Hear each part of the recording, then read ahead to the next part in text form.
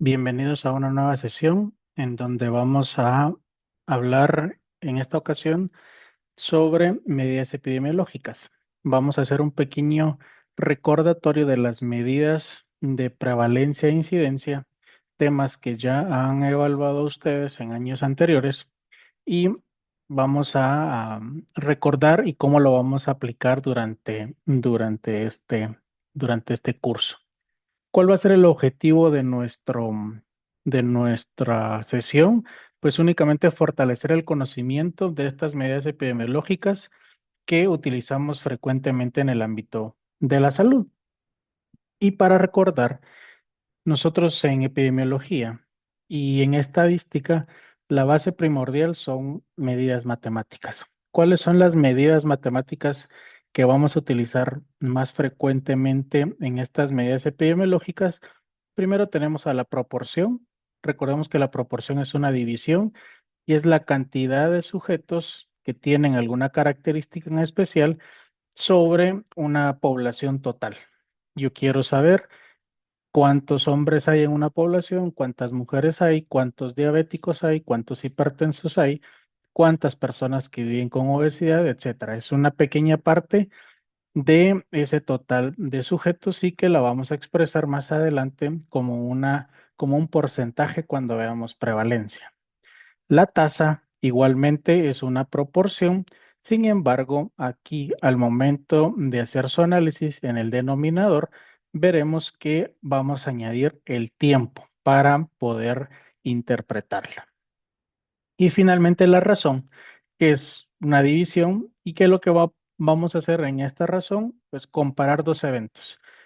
La cantidad de enfermedad que hay en la población A con la cantidad de enfermedad de la misma enfermedad que hay en la población número 2.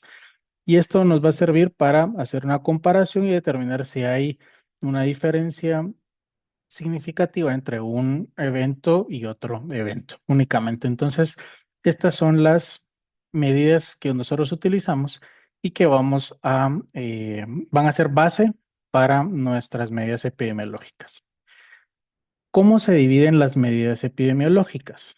Y este es un árbol que tenemos que tener muy claro, en donde pues también podremos hacer algunas preguntas para nuestro parcial.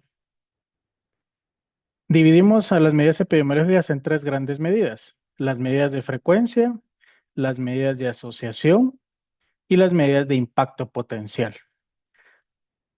Ustedes ya han visto las medidas de frecuencia, que es la incidencia y la prevalencia. Esto es lo que vamos a revisar en el tema el día de hoy, en la sesión del día de hoy. Pero tenemos las medidas de asociación. Las medidas de asociación que vamos a desarrollar durante este curso, las tres principales medidas que nosotros vamos a ver serán el riesgo relativo, el odds ratio y la razón de prevalencias. Y finalmente tenemos las medidas de impacto potencial, que en este caso serán las fracciones atribuibles a los casos expuestos y las fracciones atribuibles a la población. Saber qué parte de la población realmente está enferma por una exposición. Y nos vamos a quedar entonces el día de hoy en la sesión con las medidas de frecuencia. Recordarles entonces, medidas de frecuencia, incidencia y prevalencia. Medidas de asociación que nosotros veremos: riesgo relativo, odds ratio y razón de prevalencia. Y finalmente las medidas de impacto potencial, la fracción atribuible a los casos expuestos y la fracción atribuible a la población. Cuando nosotros utilizamos medidas de epidemiológicas y en este caso las medidas de frecuencia, que son las que vamos a revisar, estamos hablando que son medidas que nos ayudan para medir morbilidad y mortalidad.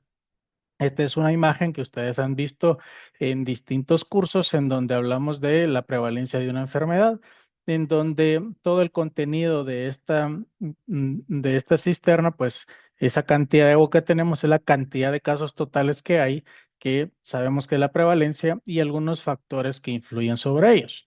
La incidencia de los casos nuevos, entre más casos nuevos hay, pues más aumenta la prevalencia. Y, ¿Y cómo va a disminuir la prevalencia? Pues de dos formas muy importantes. La primera es la mortalidad. entre más pacientes se mueren de esa enfermedad, pues menor prevalencia habrá. Y la remisión o curación, si hay enfermedades que se curan, entonces también hay una disminución de la prevalencia. La recurrencia también influye dentro de la prevalencia y es algo muy dinámico. Hay enfermedades que las personas se pueden curar y volver a enfermar. Entonces, están en un círculo que están entrando a la prevalencia constantemente y saliendo dependiendo si se curan o vuelven a tener la enfermedad. Por ejemplo, veamos a la hipertensión arterial. La hipertensión arterial, ¿por qué aumenta la prevalencia? La prevalencia, vamos a saber nosotros que es los casos totales en ese momento dado. La hipertensión no se cura, la hipertensión solo se controla. Por lo tanto, no va a haber remisión, no va a haber disminución de casos por remisión porque no es, como les mencioné, esta enfermedad no se cura. No hay recurrencia, ¿por qué? Porque obviamente si al no curarse no se vuelve a enfermar, sino que es una enfermedad crónica y que nos va a aumentar siempre la prevalencia, porque casos nuevos siempre van a haber. Por lo tanto, la única forma que disminuye la prevalencia en los casos de hipertensión arterial es la mortalidad. Ahora veamos otro escenario, el COVID. Cuando tuvimos el COVID, no, que todavía no habían vacunas y estábamos empezando, había una alta prevalencia, había una gran cantidad de casos y habían muchos casos nuevos todos los días. Entonces, había una curva en donde habían muchos casos de COVID y muchos casos nuevos todos los días. ¿Qué pasaba? Muchos de ellos que tenían complicaciones o ciertas características, pues se morían. Hubo una cantidad de muertes muy grande y eso hacía que disminuyera la prevalencia. También había casos que se curaban, pero habían otros que se curaban y al tiempo volvían a tener COVID otra vez, esa era la recurrencia. Y así, entonces, es una dinámica de la epidemiología y que nosotros tenemos que saber interpretar dependiendo de la enfermedad que nosotros tengamos. Cuando hablamos específicamente ya de la incidencia y la prevalencia, hay ciertas características de cada una de ellas que vamos a especificar. ¿Qué voy a tener yo en el numerador de la incidencia? Los números de casos nuevos. ¿Cuántos casos nuevos me aparecieron en un determinado tiempo? Y en la prevalencia es el total de casos existentes. ¿Cuántos tengo en un periodo determinado, incluyendo todos los casos nuevos? En el denominador siempre estará la población expuesta al riesgo en ambos casos. Sin embargo, en la incidencia yo tengo o yo utilizo también el tiempo para poder hacer la interpretación. ¿Cuál va a ser el uso de la incidencia? Pues determinar cuántos casos nuevos voy o van apareciendo sobre una enfermedad y la prevalencia, pues saber si hay ausencia o prevalencia de esa enfermedad y qué cantidad hay. Los usos que más utilizamos, la incidencia se utiliza más para procesos agudos porque me sirven para determinar con qué rapidez o con qué velocidad van apareciendo esos casos nuevos y la prevalencia para procesos crónicos como la hipertensión para saber en un momento dado cuánta enfermedad hay. Entonces, por eso es de que la incidencia y la prevalencia son medidas de frecuencia. Frecuencia es cuántos, es contar. Entonces, la incidencia y la prevalencia me van a servir para contar cuántos casos nuevos hay en la incidencia y cuántos casos totales hay en la prevalencia. Y esto lo tenemos que tener nosotros muy claro porque también dependiendo del diseño de estudio, nosotros podemos determinar si podemos utilizar una medición u otra.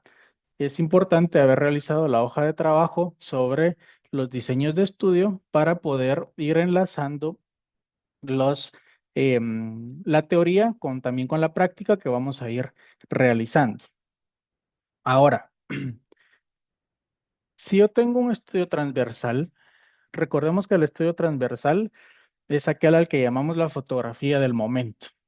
Si yo quiero utilizar una medida de frecuencia, el estudio transversal, yo voy a utilizar la prevalencia. Por eso decíamos en la sesión anterior que el estudio o el diseño transversal, su objetivo es determinar la prevalencia de una enfermedad o de un evento que yo esté analizando.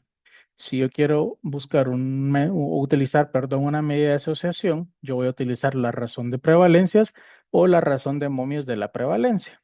Razón de momios también se denomina odds ratio. Y el impacto potencial, si yo quiero utilizar una medida de este tipo, yo puedo utilizar el riesgo atribuible tanto de expuestos como de la población. Si yo tengo un estudio de casos y controles, recordemos que el estudio de casos y controles me tiene como finalidad de evaluar factores de riesgo.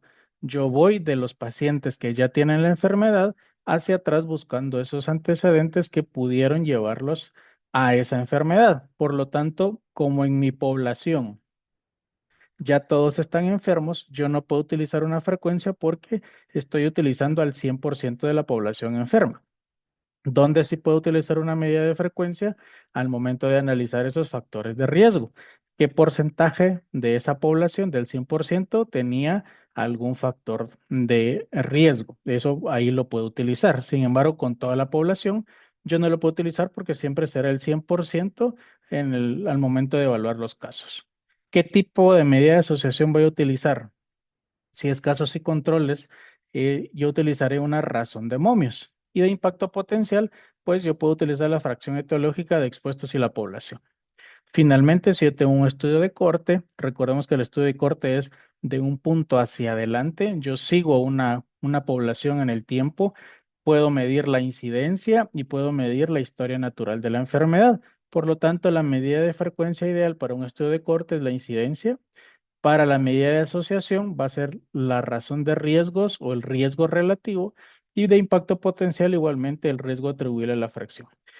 Por eso es importante conocer las distintas medidas y también el diseño de estudio, cuál es el objetivo de ese estudio, porque dependiendo del objetivo del estudio y el diseño, yo así puedo utilizar ciertas medidas también. Es como en estadística. Dependiendo de la variable que yo tenga, así puedo hacer distintas mediciones estadísticas. Yo no le puedo hacer la misma medición a una variable cuantitativa que a una variable cualitativa. Y aquí en los diseños de estudios es exactamente lo mismo. Yo no puedo utilizar todas las mismas medidas en todos los diseños de estudio. Tengo que conocer el diseño para conocer también qué medidas puedo utilizar en cada una de ellas. Recordemos que los estudios en base a la temporalidad, yo los puedo dividir en retrospectivos de un punto hacia atrás, hacia el pasado, y de un punto hacia adelante. Esto es prospectivo. Y también puedo hacer mediciones en un momento dado. Y estos son los transversales. ¿Qué estudio tenemos de transversal? Pues ya como lo vemos, el diseño de transversal que es para prevalencia. Prospectivos vamos a tener el de cohorte de un punto hacia adelante y también el ensayo clínico que es de un punto hacia adelante. Y de los retrospectivos de un punto hacia atrás tendremos al estudio de cohorte. ¿Por qué es importante la temporalidad? Porque dependiendo de la temporalidad del estudio yo también puedo hacer distintas mediciones.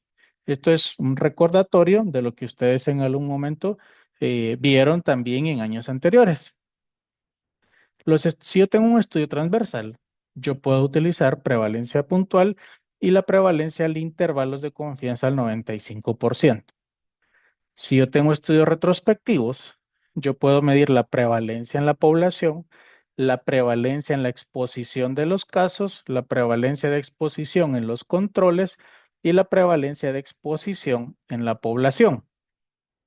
Y finalmente, si yo tengo estudios prospectivos, yo puedo medir la incidencia acumulada, los intervalos de confianza de esa incidencia acumulada, la incidencia en los expuestos, la incidencia en los no expuestos, la incidencia en la población y la tasa de incidencia. Estas son las medidas específicas dependiendo de la temporalidad del estudio, transversal, retrospectivo o prospectivo. Llegamos a un pequeño recordatorio de qué es la prevalencia y para qué la utilizamos. Al final, la prevalencia solo es una medida que nos va a cuantificar la presencia de un evento que nosotros estamos evaluando. Nos va a servir para evaluar un evento en comparación. Por ejemplo, en esta imagen ustedes ven cómo durante los años pues va aumentando ese porcentaje.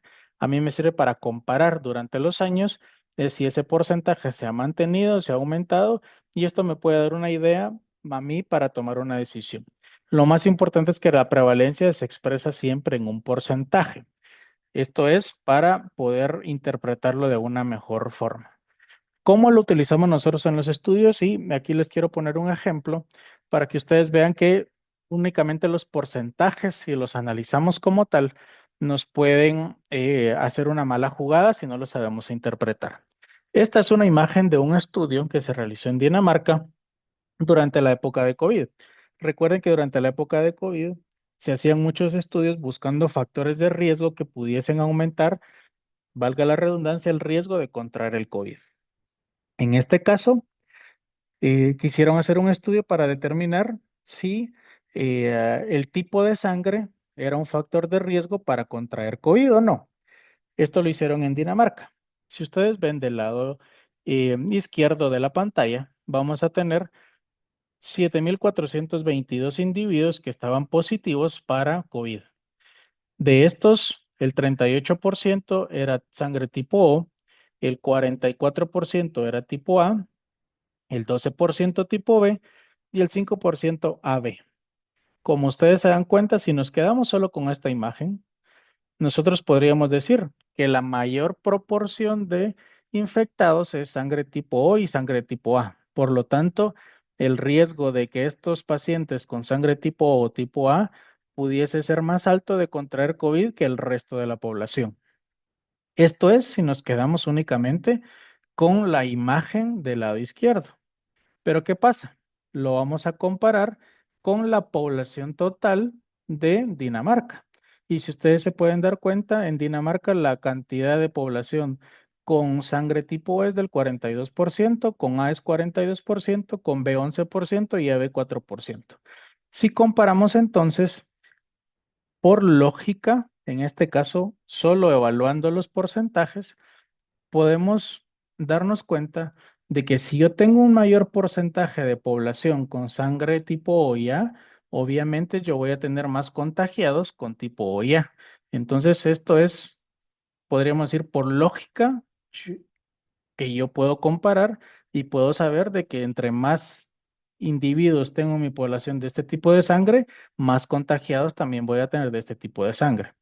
Entonces, yo no puedo decir únicamente con esta evaluación de porcentajes que la sangre tipo O o la A tiene más riesgos de contraer el virus de COVID en este caso.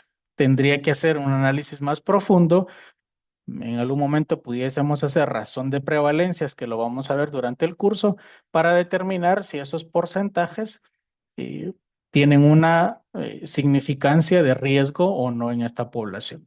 Entonces, prevalencia es la cantidad de un evento, es una proporción de un evento sobre toda una población. Por eso utilizamos porcentajes para poder eh, expresarlo. Yo puedo hacer una medición de prevalencia puntual en un momento específico del tiempo dado. La prevalencia puntual, yo quiero saber qué porcentaje o qué prevalencia de diabetes hay hoy en Guatemala. Entonces hago una medición de prevalencia puntual y una prevalencia de periodo. Yo quiero saber cuál fue la prevalencia de diabetes del año 2020 al año 2024. Ese es un periodo de tiempo determinado. Siempre va a ser prevalencia, solo que en distintos momentos. Y ahí, como vimos en la imagen del recipiente con el agua, también vemos que hay factores que pueden influir en la prevalencia. Por ejemplo, la gravedad de la enfermedad. A esto le llamamos nosotros letalidad. La letalidad es la capacidad de una enfermedad para producir muerte. A mayor letalidad, menor prevalencia. Uno de los ejemplos que compartíamos con otros compañeros es, por ejemplo, el cáncer de páncreas. En este momento, el cáncer de páncreas no tiene una cura y es uno de los cánceres más agresivos. La letalidad del cáncer de páncreas es del 100%. El que tiene cáncer de páncreas en este momento se muere. Eso es una alta letalidad. Por lo tanto, va a haber una baja prevalencia. ¿Por qué? Porque la letalidad no solo es del 100%, sino que también el tiempo de vida es muy corto. Luego de hacer un diagnóstico de cáncer de páncreas, la mayoría de estudios menciona que el tiempo de vida es entre 6 meses y un año. Entonces, si en un año se enferman 100 pacientes, obviamente los 100 van a fallecer durante ese año, pero en distinto momento. Entonces la prevalencia va a ir disminuyendo muy rápidamente. Entonces, a mayor letalidad, menor prevalencia. Pero también la duración de la enfermedad me va a influir. A mayor duración de la enfermedad, mayor prevalencia. Y este es el caso de las enfermedades crónico-degenerativas, como la hipertensión, diabetes mellitus, la obesidad y algunos cánceres que sí ya se les da un tratamiento, pero alargan el tiempo de vida. Esto quiere decir que cuanto más dure la enfermedad, yo más casos voy a tener, más en el tiempo voy a tener y por lo tanto la prevalencia también va a ir aumentando. También el número de casos nuevos. A mayor número de casos nuevos, esto es incidencia. A mayor incidencia, mayor prevalencia. Si yo tengo más casos nuevos, yo voy a tener también mayor prevalencia. Aquí hay algunos otros factores que pueden influir, que ustedes ya los habían visto durante los años anteriores. Por ejemplo, la inmigración o la migración de personas. Los mejores métodos diagnósticos también hacen que aumente la prevalencia.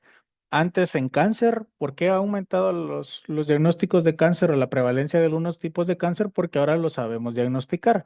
Antes se morían las personas y no sabíamos específicamente por qué había sido. Entonces ahora tenemos mejores métodos diagnósticos. Y también hay algunos que van a disminuir la prevalencia, como el aumento de los que se van curando, la inmigración también afecta y la inmigración de los distintos casos. En este cuadro yo se los sintetizo, ¿verdad? Se muestro todos los factores que acabamos nosotros de evaluar, dependiendo si están en el numerador o en el denominador. Recordemos que así influye en nuestra fórmula matemática. Si hay algo que influye en el numerador, pues la prevalencia se va a ver afectada, ya sea en aumento o en disminución, igualmente en el denominador, para que ustedes puedan tener en un solo cuadro todo lo que puede afectar la prevalencia. Recordando la fórmula, sabemos que la prevalencia es una proporción donde va a estar el número de casos existentes dividido la población en riesgo y lo vamos a multiplicar por un múltiplo de 10, en este caso 100, que es lo que nosotros utilizamos para poder interpretarlo. Aquí vamos a tener casos existentes y también casos nuevos. Esta es la fórmula y este es un pequeño ejemplo en donde el resultado de la prevalencia es del 8%. Nosotros podemos interpretarlo de esta forma o también en algún momento nosotros pudiésemos decir 8 de cada 100, ¿verdad? Y esto es dependiendo de la población o el público al que ustedes estén dirigiendo. Muchas veces es más entendible decir que 8 de cada 100 personas se van a enfermar que el 8% que en algún cierto tipo de población no lo pueden interpretar de una forma adecuada. Esta es la fórmula de los intervalos de confianza. Nosotros no vamos a ahondar en esto, no vamos a realizar una práctica, pero sí para que ustedes sepan de que hay una fórmula específica para calcular los intervalos de confianza al 95%, que es generalmente el nivel de confiabilidad de un estudio que nosotros utilizamos. Esta tabla va a ser importante que la conozcamos y que y la recordemos porque la vamos a utilizar durante todas las sesiones. Y es una tabla de 2 por 2 en donde en las columnas ustedes se dan cuenta que tenemos a los pacientes que tuvieron algún desenlace y pacientes que no tuvieron desenlace. Y en las filas vamos a tener los pacientes que estuvieron expuestos y los pacientes que no estuvieron expuestos. Pero también vamos a tener en los estudios retrospectivos como casos y controles, yo no voy a poner la exposición, sino voy a poner los casos y los controles. Eso es para realizar las distintas mediciones. Hagamos un ejemplo, pacientes que estuvieron expuestos a cigarrillo, a fumar y que desarrollaron cáncer de pulmón. Entonces, en la columna A o en la casilla A vamos a tener pacientes que sí fumaron y que sí desarrollaron cáncer de pulmón. En la casilla B vamos a tener pacientes que sí fumaron, pero que no tuvieron cáncer de pulmón. En la casilla C vamos a tener esos pacientes que sí tuvieron cáncer de pulmón, pero que no fumaron. Y en la casilla D vamos a tener a los pacientes que no fumaron y no tuvieron cáncer de pulmón también. Aquí vamos a tener el total de los pacientes expuestos, el total de los pacientes no expuestos, el total de los pacientes con enfermedad y aquí vamos a tener el total de pacientes sin la enfermedad para que en la última casilla tengamos a toda la población. Y esto porque es importante que ustedes lo sepan cómo está distribuida esta tabla, porque nos va a servir para poder determinar y poder hacer el análisis de los casos que vamos a tener más adelante durante el curso.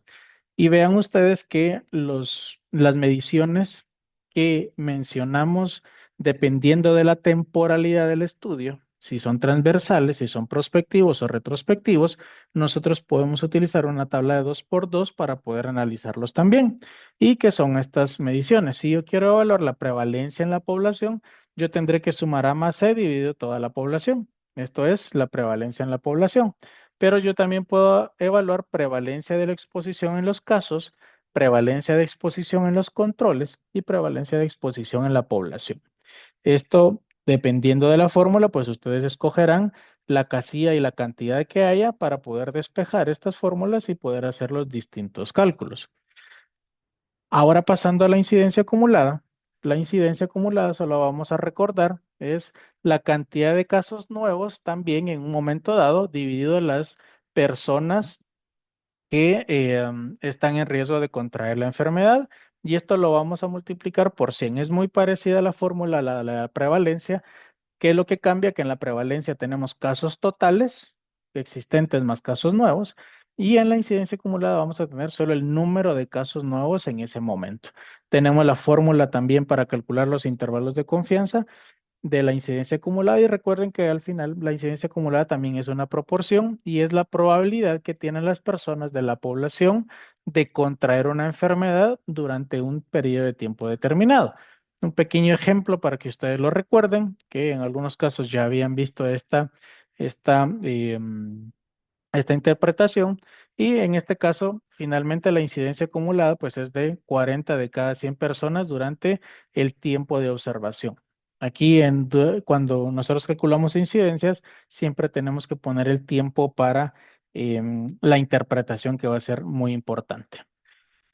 También en la tabla de 2 por 2 podemos nosotros calcular algunas mediciones. En este caso, la incidencia de los expuestos, cuántos casos hubo en esos pacientes que sí estuvieron expuestos, y aquí está su fórmula. La incidencia de los no expuestos, cuántos casos nuevos hubo en esos pacientes que no tuvieron expuestos y finalmente en la población. La incidencia en la población es cuántos casos nuevos hubo en toda la población, incluyendo los expuestos y los no expuestos. Y finalmente, para ir terminando esta sesión, recordar que la tasa de incidencia, también denominada densidad de incidencia, es el número de casos nuevos, pero cambia el denominador. Aquí vamos a utilizar el denominador de el tiempo libre de enfermedad. Para que ustedes se recuerden, durante los años anteriores, ustedes hicieron un ejercicio en donde tenían distintos casos en una cuadrícula, les ponían 10 casos y en la cuadrícula, en las filas y en las columnas ponían todos los años de observación de esos pacientes.